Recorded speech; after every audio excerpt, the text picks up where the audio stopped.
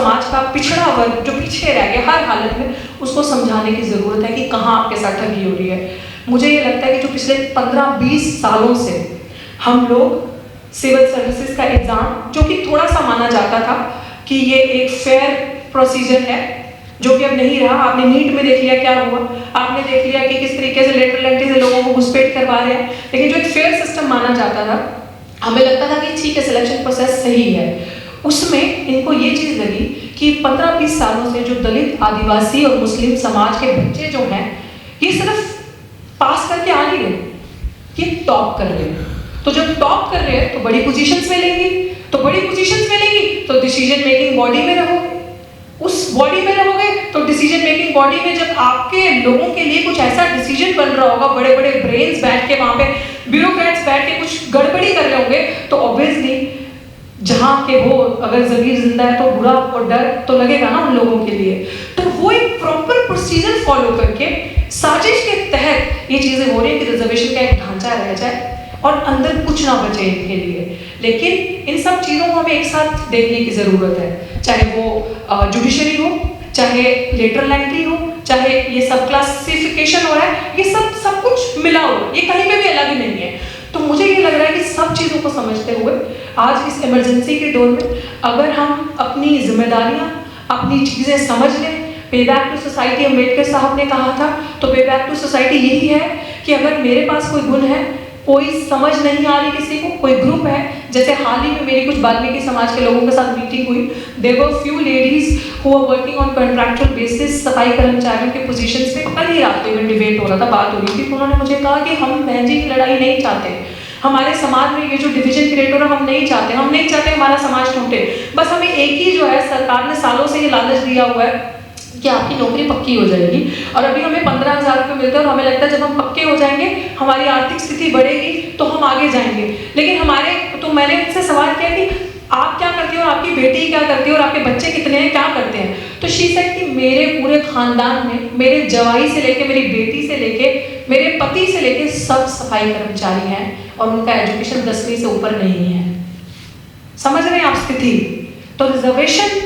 अगर हटाना और ये कहना कि हम अधिकार खा गए, और वो तो एक ड्रामा होके रह गया ना कि जब उनको एजुकेशन फ्री देना सबसे पहला स्टेप है कि पढ़े, आगे आए और उस रिजर्वेशन का लाभ ले सकें। तो साथियों, अभी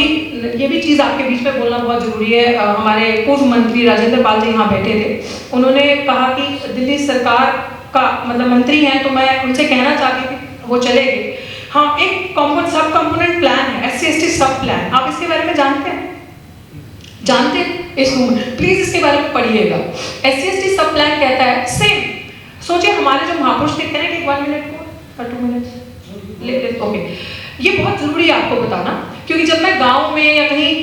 रूरल एरियाज में जाती हूँ सभाओं के लिए तो लोगों को नहीं पता होता, बट आई थिंक अगर मेरे थ्रू आपको ये पता चलेगा, क्योंकि मैंने कोर्ट पे पिटीशन डाला है, तो ये हमारे, मैं कह रही हूँ कि हमारे महापुरुष कितने यहाँ से स्ट्रॉन्ग और उनका इंटेलेक्चुअल लेवल देखो कितने विजनरी थे वो, कि उन्होंने उस टाइम पे कहा जिसकी जितनी संख्या बारी उसकी उतनी हिस्सेदारी। और यही SC/ST सब प्लान कहता है कि जहाँ पे शेड्यूल कास्ट, शेड्यूल ट्राइब की जिस भी स्टेट में जितनी पॉपुलेशन है, बजट का उतना हिस्सा सिर्फ और सिर्फ उनके वेलफेयर के लिए इस्तेमाल होगा। तो SC/ST सब प्लान का मतलब कि अगर दिल्ली में शेड्यूल कास्ट पॉपुलेशन 17% है, चलिए पंजाब की बात करते हैं, हाईएस्ट पॉपुलेशन इन इंडिया, मैं वहां से आता हूँ, तो वहां पे 33% शेड्यूल कास्ट पॉपुलेशन है according to the census of 2011। अब वहां पे कहना है कि सरकार अगर 100 रुपए बजट दे रही है साल का, तो उसमें से 33 रुपए जो है वो सिर्फ और सिर्फ schedule caste community, schedule tribe community के वेलफेयर के लिए लगेगा। वो फंड आप डाइवर्ट नहीं कर सकते, वो फंड अगर बच जाता है 1 साल का तो उस फंड को आप खत्म नहीं कर सकते, वो मल्टीप्लाई होगा, वो मल्टीप्लाई होता जाएगा, सरप्लस होता जाएगा, उसको आप सिर्फ और सिर्फ इनके वेलफेयर के लिए लगाओगे। दिल्ली सरकार के हाथ में था, दिल्ली सरकार में हमारे एक साथी ने पिटीशन डाली थी वेलफेयर की कि आप